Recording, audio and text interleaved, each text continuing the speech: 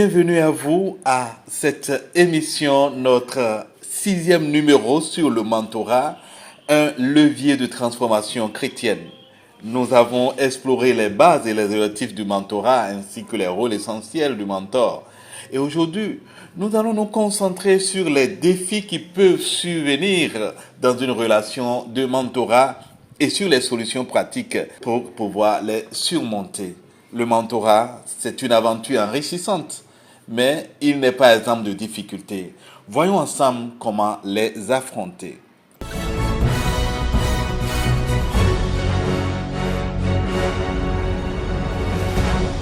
Le mentorat, bien qu'enrichissant, peut présenter certains défis.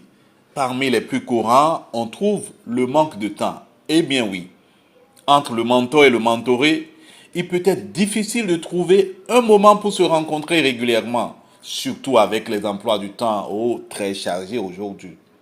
Et l'autre chose, c'est les attentes non alignées. Parfois, le mentoré peut attendre plus ou moins que ce que le mentor peut réellement lui offrir. Et oui. Ou alors, c'est parfois le manque de communication. Une communication insuffisante ou mal définie peut créer un malentendu et même des frustrations dans la relation de mentorat. Imaginons qu'un mentoré attende que son mentor lui offre des solutions précises à chaque problème, mais que le mentor, plus axé sur l'accompagnement spirituel, lui donne des principes bibliques pour l'aider à grandir par lui-même. Cela peut mener à des malentendus. Le mentor devra clarifier les attentes dès le début pour éviter ce type de confusion. Et cela m'amène à nous faire méditer Proverbe 15, 22. Citation: les projets échouent faute de délibération, mais ils réussissent quand il y a beaucoup de conseillers. Et ce verset nous montre que des attentes mal définies ou un manque de préparation peuvent rendre difficile la réussite de tout projet, y compris bien sûr les projets de mentorat. Revenons à présent sur chacun de ces facteurs. D'abord, le manque de temps. Évidemment, le manque de temps est un défi majeur, surtout dans les relations de mentorat où la fréquence des rencontres est cruciale. Pour surmonter ce défi, il est important de planifier les rencontres à l'avance et d'avoir des objectifs spécifiques pour chaque session.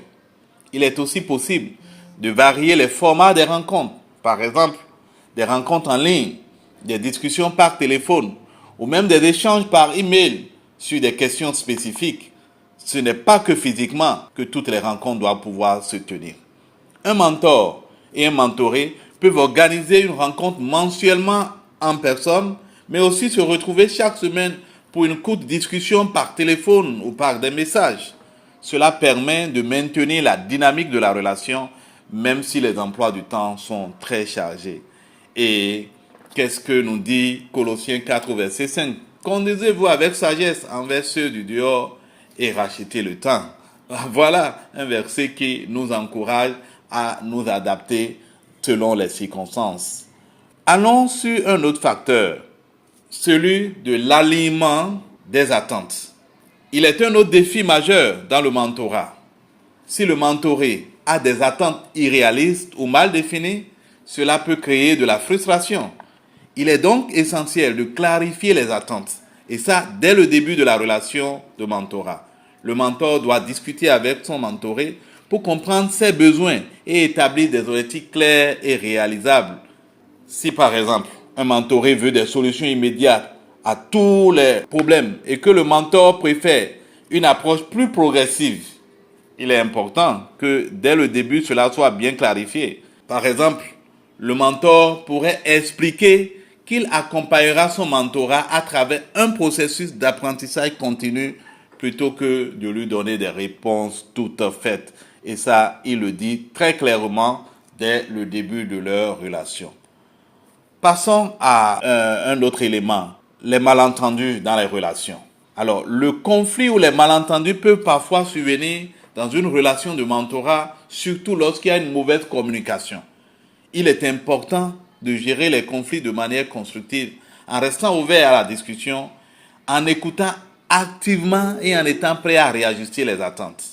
La prière, la méditation peut aussi être des outils très puissants pour résoudre ces genres de tensions. Si un mentor, tu rends compte qu'un mentoré est frustré parce qu'il pense que ses conseils ne sont pas adaptés à ses besoins, le mentor peut organiser une rencontre, discuter avec lui ouvertement des préoccupations et ajuster la manière dont il aborde la suite de cette relation.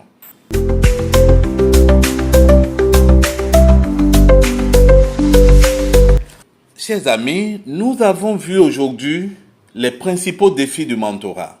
Nous avons nommé le manque de temps, les attentes non alignées et surtout les malentendus. Nous avons vu que ces défis peuvent être surmontés avec une bonne communication, une planification claire et un engagement sincère de la part des deux parties et ce, dès le départ, avec bien sûr les ajustements nécessaires. Si vous êtes mentor, prenez le temps de clarifier les attentes avec vos mentorés, de fixer clairement les objectifs. Et vous, si vous êtes mentoré, n'hésitez pas à partager vos attentes et vos besoins avec votre mentor. La bonne communication est essentielle pour une relation de mentorat réussie. Alors, dans la prochaine émission, nous explorerons les bénéfices du mentorat pour le mentor, comment le mentor lui-même peut-il grandir spirituellement et personnellement à travers cette relation. Ne manquez pas l'épisode prochain. Merci de votre écoute attentive. Cette émission vous est offerte par le groupe biblique des élèves et étudiants du Bénin et à votre service, votre serviteur Hak Chabi Assa, secrétaire général du groupe biblique des élèves et étudiants du Bénin. Un verset pour terminer, 1 Timothée 4,16. Prends soin de toi-même et de l'enseignement. Persévère dans ces choses, car en agissant ainsi, tu sauveras à la fois toi-même et ceux qui t'écoutent. Je le reprends. 1 Timothée 4,16. Prends soin de toi-même et de l'enseignement. Persévère dans ces choses, car en agissant ainsi, tu sauveras à la fois toi-même et ceux qui t'écoutent. Bonne méditation, bonne suite de journée à vous. Shalom.